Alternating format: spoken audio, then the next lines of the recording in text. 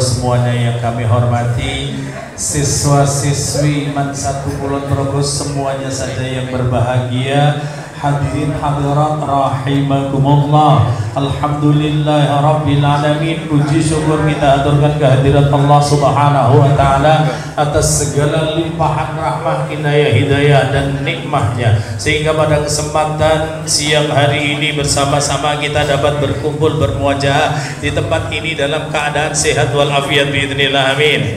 Salawat dan salam senantiasa kita aturkan ke pangkuan Nabi Agung Muhammad sallallahu alaihi wasallam yang telah membawa membimbing kita semua minad dhulumati ilan nur, dari jalan kegelapan kepada jalan yang terang benderang.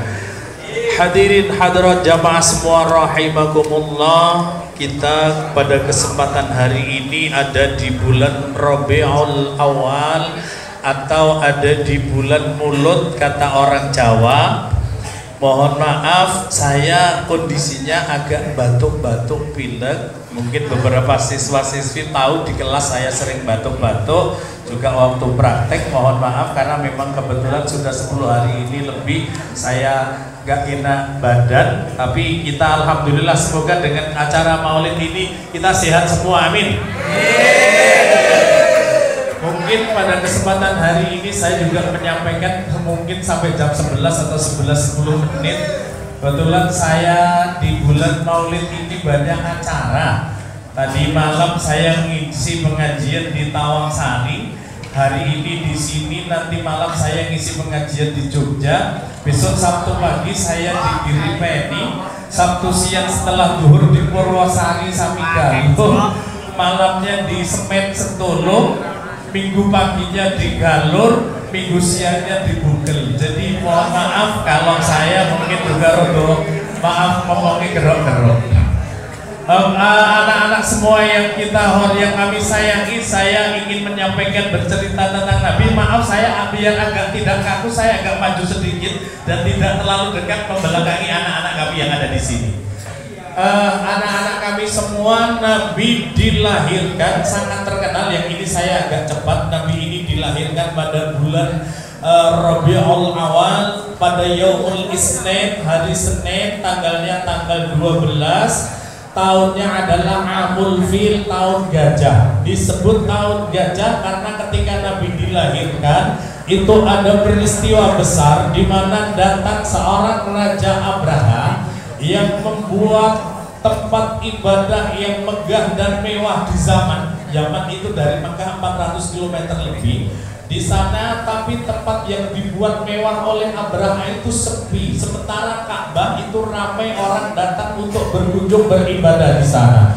Maka kemudian Raja Abraha berpikir kalau Ka'bah itu dirobohkan dan dihancurkan, maka pastilah orang pindah ke tempat dia. Tapi atas kehendak Allah, ketika Raja Abraha datang dari zaman ke Mekah, mohon maaf, Raja Abraha ini bawa pasukan yang menaiki gajah, disebut Al-Fil dalam surat Al-Fil, artinya pasukan gajah. Di sana pasukan yang paling kuat waktu itu, tidak ada tandingan. Orang Mekah itu tidak ada yang mampu menghadapi mereka bersembunyi di gunung-gunung. Tapi orang Mekah punya keyakinan bahwa Ka'bah itu akan dilindungi oleh Allah. Dan betul, ketika Raja Abraha datang di Mekah sudah melewati Arafah, lalu kemudian mendekati ke Mekah, datanglah burung utusan Allah. Dalam Al-Quran disebut wa arsala alaihim tayran, wa arsala, dan mengutus Allah alaihim kepada tentara gajah, mengurus tayran akan burung ababil, namanya burung ababil. Tarmi yang melemparihim kepada tentara gajah bihijaratin, dengan menghutakan batu mil sijil yang diambil dari tanah Sijil yang sangat panas luar biasa. Faja'alahum, maka Allah menjadikan hum kepada tentara gajah ka'asfin, sebagaimana pak daun makulun yang dimakan oleh ulat, hancur berantakan. Saya pernah ngaji di anak-anak SD, Pak. Yang saya heran itu ketika gajah itu dan tentaranya dilempari oleh burung ababil itu hancur, leleh, berantakan, sementara burung yang bawa batu panas kok nggak apa-apa. Halo? Nah, itu kenapa, Pak? Jawabannya, halo? Ini kuasa Allah. Allah mengatakan dalam Al-Quran, idza aradallahu syai'an ayyaqula lahu kun. Kalau Allah menghendaki sesuatu, Allah tinggal katakan kun adalah, kun jadilah, fayakun, maka pasti ada, pasti jadi. Itu soal kecil bagi Allah.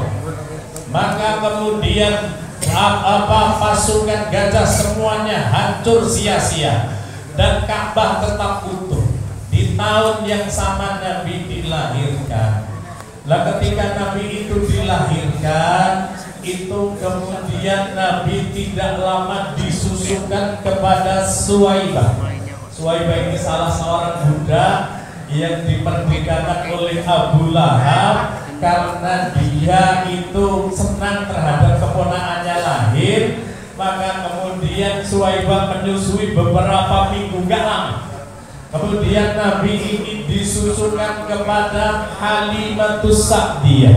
Ini soal budaya. Barangkali ada pertanyaan, Pak, kenapa kok datang disusok-susoki barang? Disusokkan itu disusukan, itu budaya orang Arab. Yang pertama, bagi yang menyusukan, bagi keluarga yang menyusukan, kepentingannya yang pertama adalah biar pengasuhan dibawa ke kampung yang ada desa. Biasanya orang desa itu bahasanya lebih halus, biasanya orang desa itu tata krama adabnya lebih baik. Itu kepentingan. Sedangkan bagi para yang bekerja menyusui, kepentingannya yang pertama adalah mereka mendapat upah. Yang kedua, ada muakkad perjanjian sehingga kalau ada apa-apa dilindungi. Yang ketiga, untuk urusan berbagai hal menjadi mudah. Anda saya bayangkan, halo.